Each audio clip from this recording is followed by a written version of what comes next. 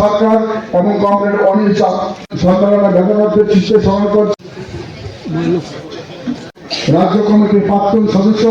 সম্মেলন স্মরণ করছে আগরতলা পৌরসভা সাহায্য করার জন্য মৎস্যজীবী ইউনিয়নের রাজ্য সাংবাদিক কমরেড নারায়ণ জাতি সমন্বয় সমিতির মানিক দে সকলকে আসন গ্রহণ সমিতির ডুগলি মহকুমা ছিল।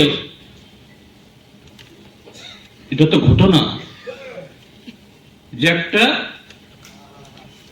ভিন্ন দলের সরকার যদি কোনো রাজ্যে হয় আর কেন্দ্রের সরকারটা যদি অন্য দলের সরকার হয়, তার কাছে 1 টাকা হোক বা লাখ টাকা বা কোটি টাকা সবকিছুই আমাদের খুবই অনুনয় বিনয় করে আমাদের চাইতে হয়। অধিকার যাই থাক না কেন, আমাদের দেশে তো সাংবিধানিক সেই অধিকার সব দল, আমরা বামপন্থীরা যেরকম ভাবে এটাকে শ্রদ্ধা করি, সেটা করে না। তো সেদিক থেকে এরা একটা কথা বলে, ডাবল ইঞ্জিনের সরকার। দিল্লি যে দলের সরকার, রাজ্যে সে দলের সরকার হয় যদি হয়, তাইলে আমাদের দাবি দাওয়া চাইতে, আমাদের আবদার জানাতে সহজতর হবে। একটা তো ঠিক, আমরা যখন ত্রিপুরাতে সরকার চালাতাম, আমরা যারা মন্ত্রী সাংসদ ছিলাম, এ রাজ্যের ন্যায্য কিছু চাইতে, যা সাংবিধানিক ভাবে একটা অঙ্গরাজ্য, একটা স্বাধীন দেশের নাগরিক হিসাবে আমাদের অধিকার।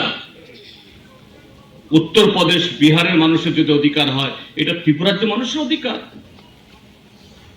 কিন্তু তারপরেও দিল্লিতে যখন মনমোহন সিং সরকার ছিল বা তার আগের সরকারগুলো ছিল, এরপরে মোদী প্রধানমন্ত্রী হয়ে আসলেন, আমরা আমাদের রাজ্যে কিছু বিষয়ে আলোচনা করতে গেলে পরে 3-4 দিন আগে আমরা যখন সাংসদ ছিলাম, কমরেড জন্না দাস, আমি, কমরেড শঙ্কর দত্তরা,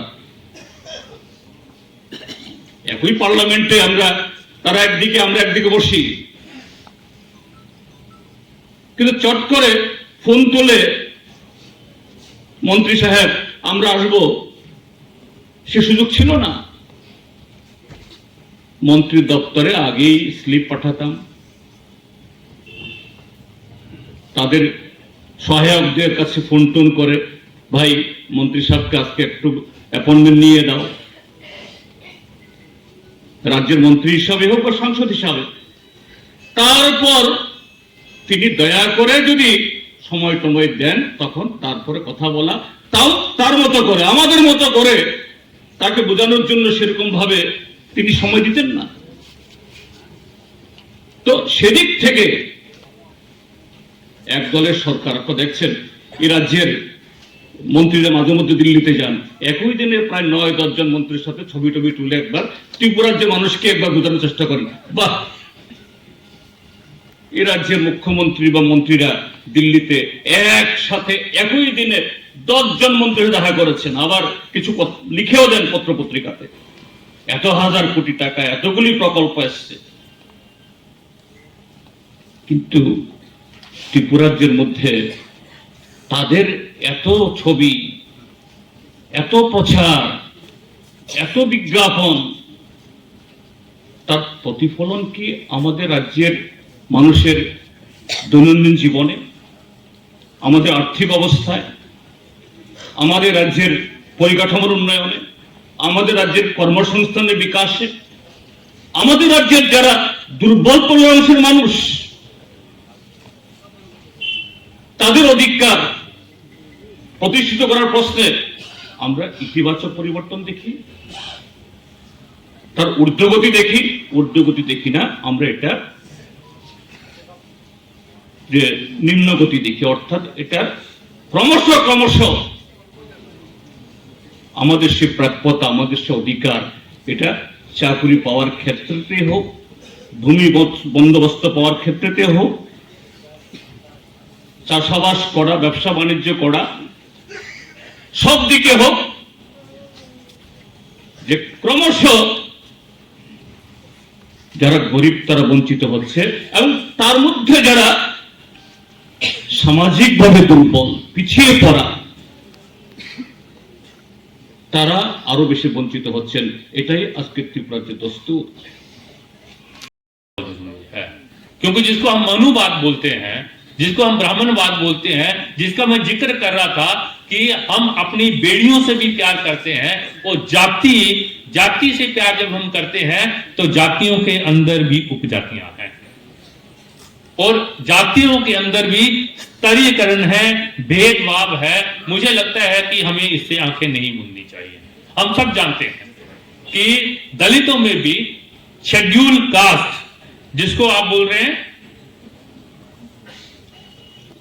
तफसीली है, तफसीली जाति जो है, इसमें भी अलग अलग उपजातियां, अब उपजातियां तो यहां ट्राइबल हो जाता है ना, ट्राइबल हो जाता है यहां। सब कास्ट, जो सब कास्ट है उसमें भी स्तरीयकरण है, हायरार्की है और उसमें भी भेदभाव है। हम तो उत्तर भारत के अंदर ऐसा सीधे तौर पे बोलते हैं, उनमें भी रोटी और बेटी का संबंध बहुत कम है। हम उसमें भी श्रेष्ठ और उसकी बात करते हैं ना। बीजेपी ने बखूबी उपयोग किया उसका। उत्तर प्रदेश के अंदर जो मायावती की जाति थी, उसको छोड़कर बाकी तमाम जातियों को उसके खिलाफ खड़ा किया, उसके लीडरों को लाए, वोट लिए। महाराष्ट्र के अंदर महार जाति को छोड़कर बाकी तमाम उपजातियों को इकट्ठा किया, वोट लिए। आपके हरियाणा के अंदर जाट वर्सेस नॉन जाट किया, वोट लिए। अगेन महाराष्ट्र के अंदर मराठा वर्सेस नॉन मराठा किया और वोट लिए।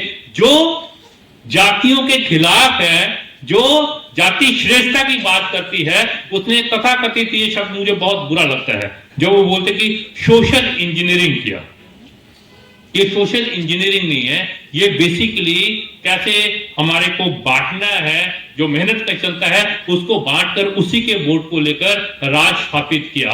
तमाम चीजें उसके साथ अलग अलग चीजें हैं, बेरोजगारी, आर्थिक संकट, जिसके अंदर नरेंद्र मोदी जी मसीहा बनकर उभरे, जो आप अपनी राजनीतिक चर्चा में चर्चा करते हैं। कॉमेड जितेंगे उसकी तरफ इशारा करेंगे, उस पर विशेष चर्चा करेंगे, पर मैं केवल इस पक्ष पे बात कर रहा हूं। उनका वोट लेकर वो आए और सत्ता पे काबिज होने के बाद क्या किया? दोहरा हमला। पहला एक वैचारिक हमला, पिछले 12 साल के अंदर जाति श्रेष्ठता वापिस आ रही है। खुले तौर पर जो तथाकथित डोमिनेंट आक्रामक जातियां हैं, वो बोल रही हैं कि हमारा काम, हमारा जिम्मेवारी, हमारी अधिकार है राज करना और शूद्रों का, अति शूद्रों का काम है सेवा करना।